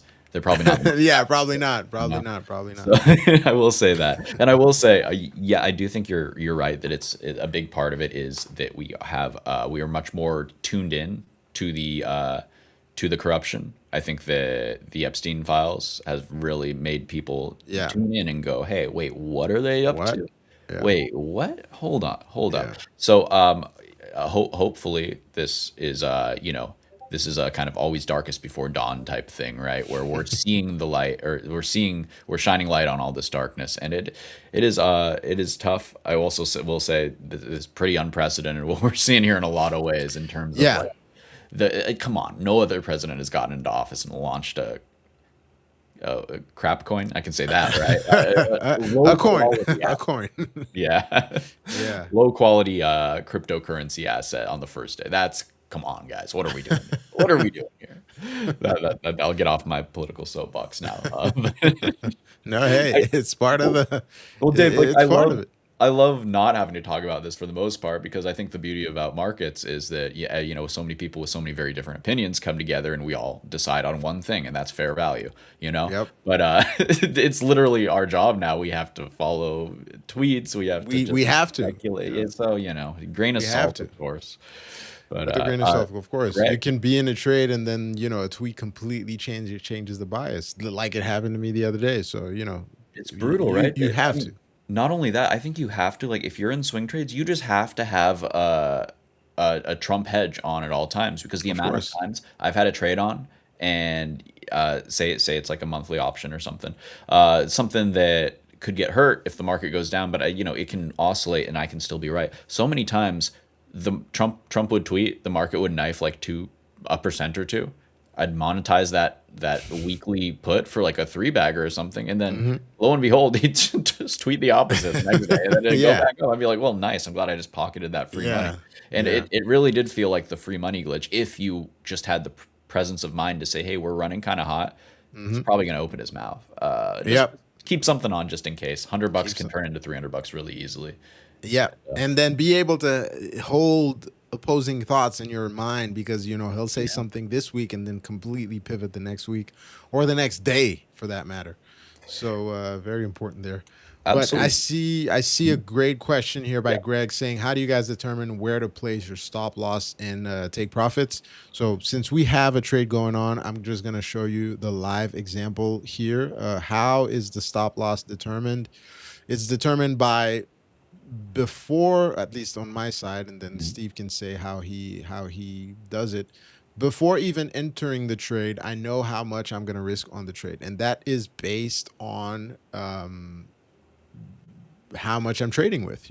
How much am I willing to risk? Now I have my statistics. I know how many trades I tend to lose in a row.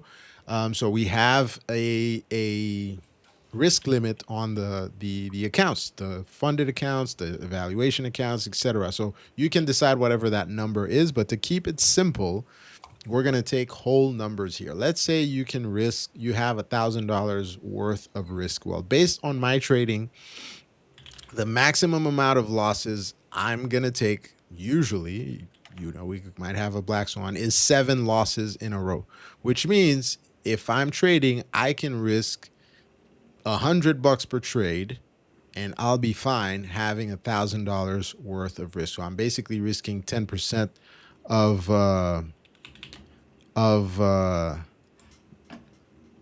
sorry, I have somebody here. I know how it goes, dude. Yeah. It's so hard juggling all this stuff. Do what you gotta Yeah. do. You don't understand. It's like it's not like walking and chewing gum at the same time. It's like No. you're getting like 20 pings while people are watching you, while you're managing a trade. And you don't realize you guys don't realize how dumb you look when you when you're sitting alone in your room, just agonizing over should I sell? Should I put my stop here? Yeah. You got a funny look on your face. You don't realize it, but you do. So there's a lot to think of. There's a lot to There's a keep lot track to of. think of, and then you don't want to look bad on the community. You want to put your money where your mouth is. Say, yeah. But when it comes to trading as well, you want to do what you say we're gonna do. So, Yeah. Yeah, yeah, integrity and discipline and all of this stuff, exactly. it burns you out, Dave, especially when I mean, you're East Coast, right? Yeah, Okay, all right. So you got a few hours extra to wake up. I'm over here rubbing sleep out of my eyes, like, "Oof, what's going on? Oh, time to all right."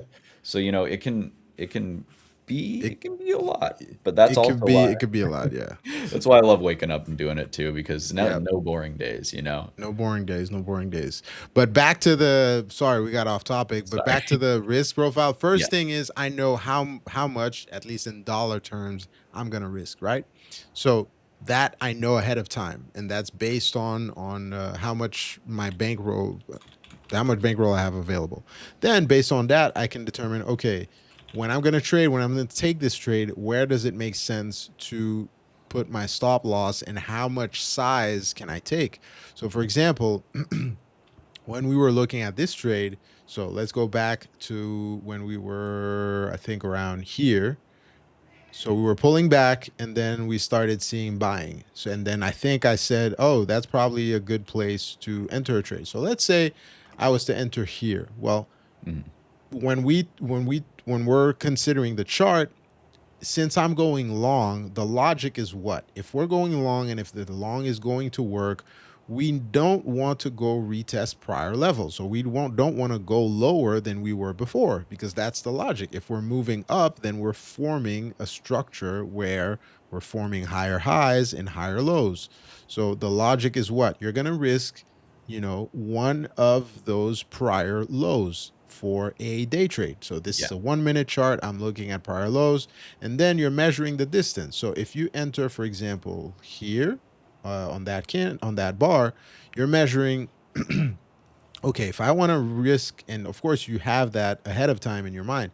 If I'm gonna risk that prior low a little bit below, you measure from here to here, that is about 6 points. Okay, 6 points on the micros on the MES. That is $5 a point. So basically $30. All right, $30 is what I would be risking, but now you can determine your size. Are you going to take one contract, two contracts, three contracts? Well, you say your maximum you want to risk per trade is $100. So there you could take three contracts because you're risking $30 per contract, 33 by 390. So you're risking basically $90 if you're risking from here.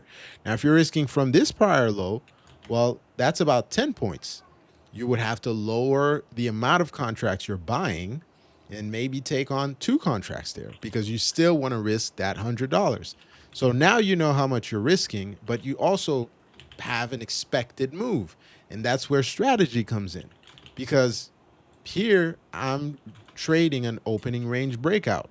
So what I did is measure the opening range, right? We had a pullback. If you entered here, that's a great entry. You enter here, that's still a good entry. You enter here, and then you're going to determine your size. Mm. But you're trying to make more than you're risking.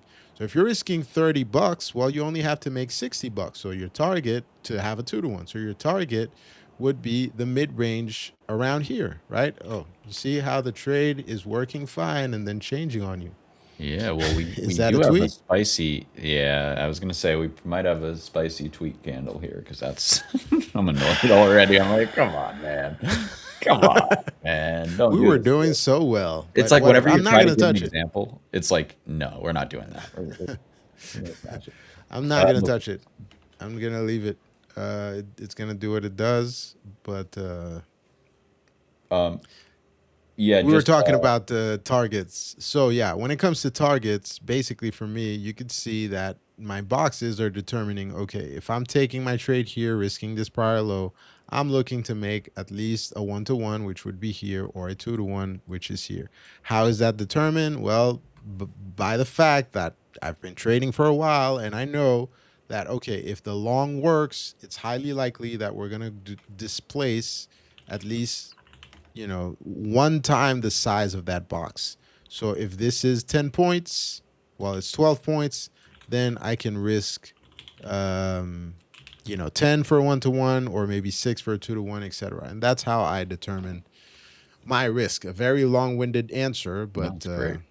I yeah. was like, man, Dave's taken everything I wanted to say. This is very comprehensive. So that That's why was I took it excellent. first. That was I was really like, if good. you That was answer awesome. first, then I won't have anything to say because I know you're going to say everything. But I'm sure you could add to that. Come on. The one thing I'll say is that this morning was a bit of a it was a tough one in my book. This is not valid for my usual setup just because if you see the yellow box on Dave's screen there, the second low, it swept the first one. I always want to This see a one. higher low to get Yep. especially in positive gamma because my whole game is like, all right, it should be pretty straightforward. It should be kind of on rails here. It should be I consider it like, is price ruly or unruly? Is Hmm. it acting quote unquote right, or is it running levels, acting whippy, doing that BS that usually you associate with negative gamma? So if we're in a positive gamma environment, I really want to see it acting right with those higher lows, and I like those Adam and Eve bottoms where it's the sharp first low and then a Hmm. shallower, more gradual second low, higher low on the second one. So Okay. this was we call it a turtle soup, and these happen maybe 25, 35% of the times. You'll get the bottom of the day be this lower low, run your stops type of look. And so just saying it wasn't easy, and I had to kind of make the gut check, and I chased. It wasn't a perfect entry, but I saw that happen and go, oh man, well, that was probably it. But now it's hard to have faith in it, right? So Yeah, it's getting harder and harder to hold this trade, mm, and I would totally understand if somebody since we were talking about targets, if your target was here and you didn't catch it, it makes total sense for you to just close that trade for a scratch trade or a break even trade because this mm. is not, like Steve is saying, this is not acting right. And for me, it's a couple things. So for the first off, I trimmed into strength, so I'm gonna I'm pretty positive I'm gonna get stopped out of this runner. So small win on the day, totally fine. Yeah, just focusing on the actual streaming, my actual job now. It's a little better. For me, that's how I'm managing it. I totally would respect anybody who just said, "Hey, whatever I'm sitting at now, I'm gonna get out here," just because I don't know what it's doing now. We just got a tweet. We got a few things. So Iran currently has no plans to negotiate with U.S. Friday. Tasnim, that's from Tasnim. Okay. And then we also have the EIA crude oil inventories forecast. Let's see, the actual was 1.925 million. The forecast was 2 million. Previous was zero point 0.9 million. Sorry, minus 2 million and minus zero point 0.9 million there. So I'm not sure which one of those actually caused that little jolt. Probably just a little combination of both. And my tinfoil hat has me thinking that Iran is coordinating their tweets with oil inventory news, just like Hmm. Trump correlates his tweets with when we come into a major support and we're testing it like we're going to break down. He's like, reach into the Let's drafts get and it pull up. out the really crazy one. Yeah. So I don't know. I don't know. I'm mostly having fun, but it is interesting to see how those things kind of tend to line up sometimes. Indeed, indeed, indeed. But yeah, to answer your question, Greg, this is how we determine, you know, our risk, our stop loss, and take profit. First of all, it's like how much are you able to risk per trade, and that's going to depend on your bankroll. Second thing is you need to have a clear strategy, so you know where you're in, you know where you're out, you know where you're going to risk off of. You don't take too much size, so you're able to hold. The reason why I could be chatting and talking to you guys and just, see that pullback happen, whatever, is because here right now, I'm trading 1/10 of what I trade in real life. So this is psychologically easy for me to hold. Yeah. And look at So this whip back. That's beautiful too. It's like they're yep, just skin and shorts. So this is why where if you're selling some into strength, I was pretty doomer there 2 minutes ago, Dave. I was like, I'm definitely getting stopped out. Now I'm like, we are gods among men. It's probably somewhere in the middle, it's between the somewhere in the doom. middle. Yeah, But it doesn't so matter we'll how I see. feel. That's the thing. I sold some to my to free roll the trade. Now it can do what it wants, and I'm not going to Yep, be a psycho and sell at the worst possible time because I'm so sure that it's not going to work. Because hey, we already done the hard work. We already got in the exactly. trade and took the money off the table. So. That is perfect. It, You got, as I said, you got your payroll, and the rest is a yeah, bonus. exactly, exactly. And the same with my personal account there. I took a little scalp when when I called it out or we talked about it here. I was like, am I chasing? And I took it. And then when I said I took it out, that I mirrored that in my personal account as well. And it's just a little bit. It's really nothing to write home about. It's like a couple hours worth of work. But hey, you know Yep. what? Now I'm getting paid while I'm getting paid. The worst feeling in the world, Dave, as I'm sure you're familiar with, is losing money on camera. And you're like, Too familiar. Too ooh, familiar with. all right, how many hours? All right, I'm streaming 3 hours and I just lost 2 hours worth of pay. And I'm doing that math and there's 300 Yeah. people watching me and that's no fun. Yeah. This It's is much it's less it's fun. It's fun. Let's keep that word. It's fun. stressful. Oh Oh man. boy. But yeah. So long-winded answer to Greg, but yeah, that's how we determine it. And then we have Mr. Chadwick saying it's crazy because 2008 was allegedly a huge look into corruption, but it gets swept under the rug. Hmm. So I can't remember the name of that book and the guy who wrote the book. I have to look for it, but it was uh, this guy who did a study on how positions of power attract the wrong people. And Mhm. when he says positions of power, he's not talking about just politicians and presidents, whatever. He's even talking about the head of your HOA, Mhm. your Especially him. supervisor, especially them. Yeah, it's like, oh no, your grass is 3/30 of an inch too long. Straight But to the gulag. but the thing is, and I think it has, reading this book has brought me a lot of peace, where I I don't expect much from people who are holding positions of power, just because it usually attracts eight. He had a number, I think 8 out of 10 times the wrong people. Right? Or why? Because the right people are, and I think I'm getting a little bit political here, but whatever. The right people are not interested in these positions.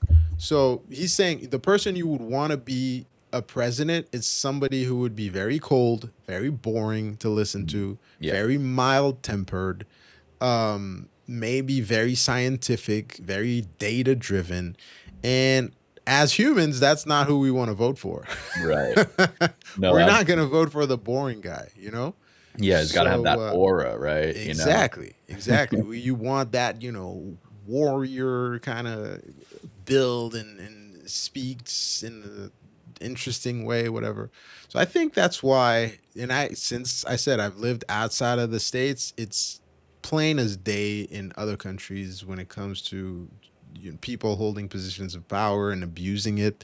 Um, so I don't know. I think corruption is always going to be there. You just have to learn to live with it. Of course, we have to fight it as much as possible, but I think it's always going to be there, and we're just going to find new ways to be corrupt, and and then we fight that way, make it better, and then I think overall we are improving, and Mhm. overall it's the best time to be alive. It's the safest time to be alive. It it just doesn't feel like it to some people. It's tough. I see both sides of it. I think that there's definitely a lot of validity to people who are like, hey, this seems like it's getting worse, because it at the very least I agree it seems like it's getting worse. I'm not sure if it's getting worse. What I do know is that people care more and people are more aware than ever before, Yeah. and that can only be a good thing, even if it's uncomfortable, you know. Um, in terms of to 2008, I think that this is where you start getting into, well, why do we keep doing the same thing in certain Hmm. aspects? Because we're learning in certain aspects. We did learn from the 20 or 2008 financial crisis in certain regards, but it seems like we kind of learned how to kick the can more. And there wasn't really, we were kind of taught that if the biggest players are irresponsible financially, they will be rewarded with bailouts, and that you Yeah. can't be too big to fail, and that the president will side with you when you potentially take down the entire global economy with your bad gambles. If my bad gambles cost me the stability of my household, my partner would not be happy with me, and I probably wouldn't be head of a household very long. You know what I'm saying? So like Yep. the leeway that we give these bad actors, I don't want to call them bad actors, but I mean, hey, their interests don't align with us, and the fact that we keep rewarding them seems systemic. And I think that until we figure out a way around that, we'll keep having these, cycles of Occupy Wall Street type movements where people are like, "What's up with all this corruption?" And then they distract us with bread and circus, yada yada. Yep. And I mean, at some point, I do think that the trend, just like we have smaller uptrends and downtrends in the larger uptrend. I think the larger uptrend it's very bullish for humanity. Things are Yeah. way better at what I would call an inflection point in humanity, where we're very likely going to start curling up and accelerating up forward here in the next, call it 5, 10 years or so, uh, societally. So I'm very bullish, and I think that if you have any money in your Roth, if you're dollar cost averaging at all, you're probably more bullish than you want to admit to. Things aren't that bad, guys. It's gonna Yeah. be probably, It's gonna and if be not, okay. then what can you do? So If not, you just have to deal with it. yeah. But yeah, you touched on some good points here, especially when it comes to '08 and how those bad, quote unquote, bad actors were protected by quote unquote other bad actors.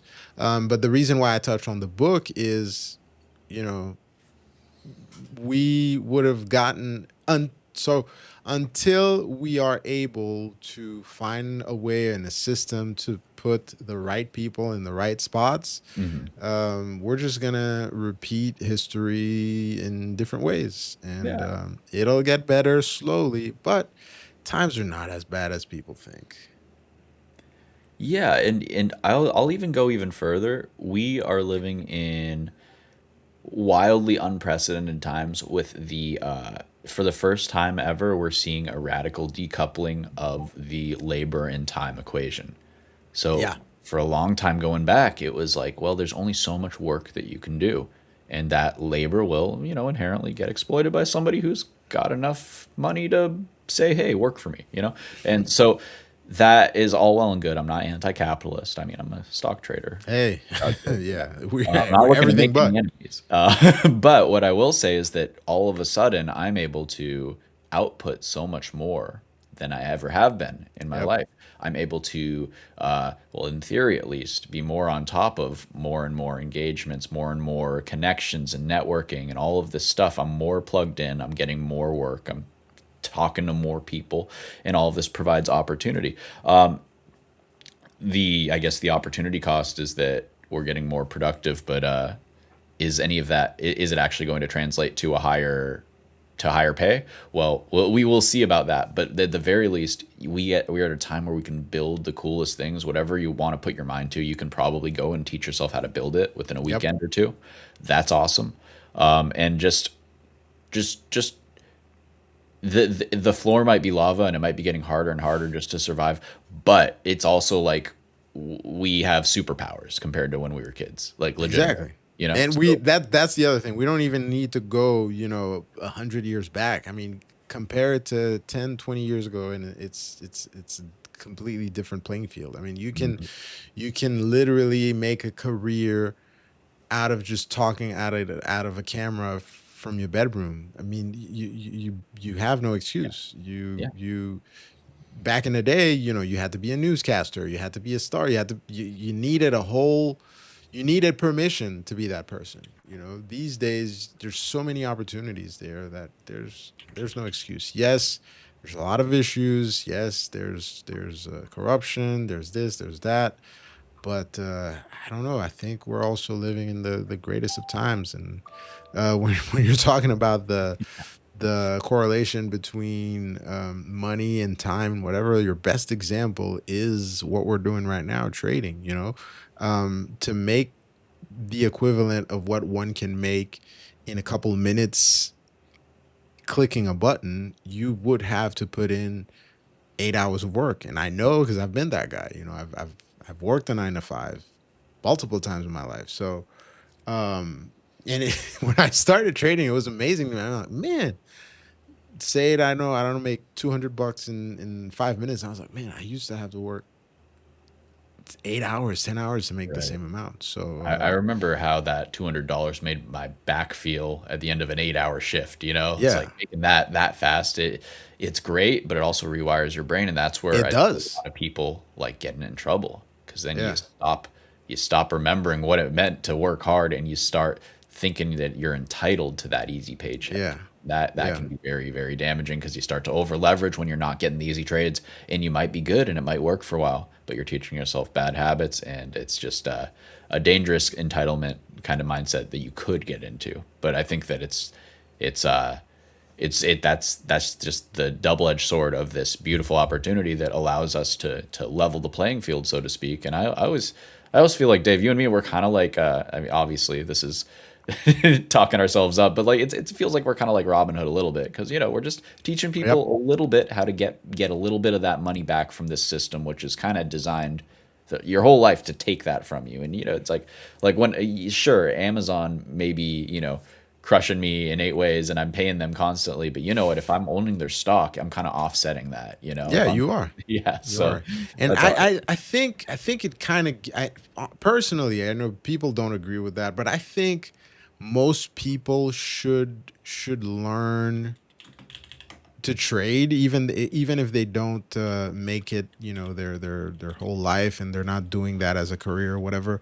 But I think trading and looking at markets rewires your brain. You said the key word there. It makes you look, at least from in my case, you know, it's made me look at the world differently. It's made me more cynical in some ways. It's made me less cynical in some yeah, ways. yeah, I agree. um you know, it's made me more calm and less, you know, I panic less. Yeah. um it's, I don't know, overall it's helped, and it's made me, the most important thing, it's made me a lot more self-aware, like a Mhm. lot, by, I don't know, I can't even measure. So kind of lost my train of thought there, No, it's great. but No, it's awesome. um If I can just tag in off that because it's such good stuff. I mean, that's one of my favorite things that I always say is that becoming a better trader really is becoming a better person. So there's like no way yep, around it. Whether you literally just want to make more money or you're doing this because you want to have a more fulfilling life, you know, with your loved ones and, you know, feel less regret on your deathbed. Either way, you got to look in the mirror. You got to make these tough decisions and really get in touch with the parts of yourself that are holding you back as a human being. Um, yep, whether it's you just not living up to your potential, going about your day to day life, or whether it's a market maker psychologically exploiting your weakness, it still is the same weakness, the same issue. So I just always really applaud anybody who's doing this because it's no coincidence that the people who stumble in here are generally very highly motivated and yep, they're looking for problems to diagnose and they're looking for answers on how to fix that. And I have no doubt that that extends beyond their trading life, you know, into their of personal life. course, of Yeah. course, of course, of So course. it's a beautiful um thing. No, it's Yeah, awesome. totally agree there. And I think that, oh yeah, the direction I was going is that I think once you get into trading and you kind of see the potential, even if you're not profitable yet or whatever, you just see the potential. It gives you hope. Yeah. Um, because I know people, and I've known people who've been in a career for, I don't know, 10, 20 years, and they're just stuck there. Yeah.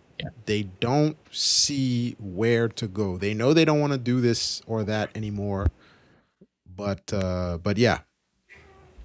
So Well, sorry, guys, no, you're fine, you're fine, you're good. I tried to knock a painting off the wall. I was like, "Yo, Wow. chill."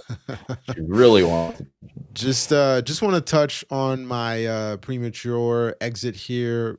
Like Steve was saying, the asset needs to act right, and it stopped acting right Yeah. right there. Yeah. I gave it a chance, and we saw that this high was rejected. And for people who are asking why this, you know, where are our targets? Well, you could see that after we did what I'll call the standard deviation, right before there, this whole zone got rejected. And if I zoom out, it'll probably coincide with another critical level. So for my book, for my risk tolerance, whatever, I got out of the trade. It's a scratch trade, and we're done. I respect it. Yeah, I think it's definitely not acting right. I think this is setting up for. I think it's messing with people. I think personally, well, one of two things. When I'm looking around the market at all of the leading stocks, all the things I'm looking at, most of them on their hourly oscillator, they're still expanding upwards, like Yep. through equilibriums. There's still a lot of room up, and all we have to do is kind of stabilize. I think that SPY is still trying its best to maintain this upward trajectory and turn the last couple days of action there you can see on into a big choppy kind of bull flag. It's Hmm. just it's got to shake people out. I think we're not in the easy trade anymore. We're just Yeah, moving up. we're trading inside, and we are inside this huge gap here. And every time we look above, we get rejected. So we will eventually have to decisively break out of this area here. Mhm. which we've been trying to fill the gap. We did fill it, pulled back, tried again Cool. here. So until we kind of break out of here decisively, and maybe that level you talked about this morning, that 71.90, Yeah, until we that's a get big to one. there, I don't think that we won't get any easy trades. What I will So say what I will say is I'm just noticing looking at this, we kinda came up and filled the gap from that big red sell-off, right? Just mhm. like the previous gap down, we came up and did the same thing, filled the gap, and then sold back off. So, Yep. on the left side, on the first gap, you see how we kinda came up to fill that up? So yeah, we had We that had gap that here. We filled it up but then we had to and come back, but came then back. the pressure was still to go higher. It just couldn't Yep. quite break out of the range, so it needed to sell off again. Now we filled that kind of gap up again. So my question is, do we maybe sell off to your red rectangle there and then catch and grind higher and test the the level that 190? That's kind of what I would like to see. Yeah, maybe we'll see that. We had that level you gave us also this morning, that 71.40, which is the area where the buys were interesting. Mhm. But we're seeing pressure to the upside, pressure to the downside as well, because we tried to break out of this this morning, and we have to kind of agree on price, and we have to agree on direction before the trades start to make sense once again. So pick your spots, be clear about where you're entering and exiting, and hopefully you can catch something. So I have Canakin 19 saying hi. I am new, trying to learn. Welcome, Welcome. welcome, Canakin. Welcome to the chat. Well, not the chat, the live. Um, Good stuff. I don't know how long you've been trading. Let us know. But we're here to help, to share as much as we can, knowledge wise. Steve has a ton of knowledge to share. We get a little bit, how could I say? I don't want to say spiritual, but A little bit metaphysical, existential, like, yeah, we existential, tap into some bigger things, I think. philosophical. Yeah, philosophical is a good one There for we it. go. It's all philosophical, man, you know? That's You it. know? It's, everybody hates me. I always say everything's political, you know, like, whether you wanna admit it or not, there's politics to everything. I know, Of I'm not, course. but it's kinda true. You It's know? kind of true. It's kind of true. I can't remember the definition of politics, but it's just dealing with people, and you have to deal with people all the time. So, Yes, you're telling me. like, that's all you have to do. Yeah, I have to deal with my HOA all the time. So, Yeah, I was wondering, Dave's probably in one. He said that really quick. I was I like, am not in one. "Oh, yeah." I probably should be, but no, No, I don't know. no, no. Stay away. Yeah. I'm sorry. You had some real point. I'm derailing. I'm being the classic. No, we just had Canakin saying hi. He's new.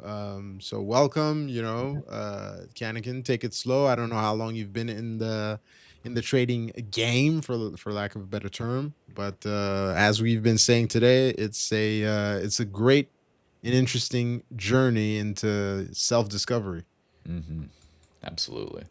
Yeah, All you may not like what you find at first, but it's kind of like a bad acid trip, you know. Like, if you have a bad trip, you probably had something you needed to work on. If to you work have a on. really Yeah. bad trading, excursion, it probably is telling you something about yourself. That's Yep, all I'm gonna say. that's true. That is Mhm. true. That is true.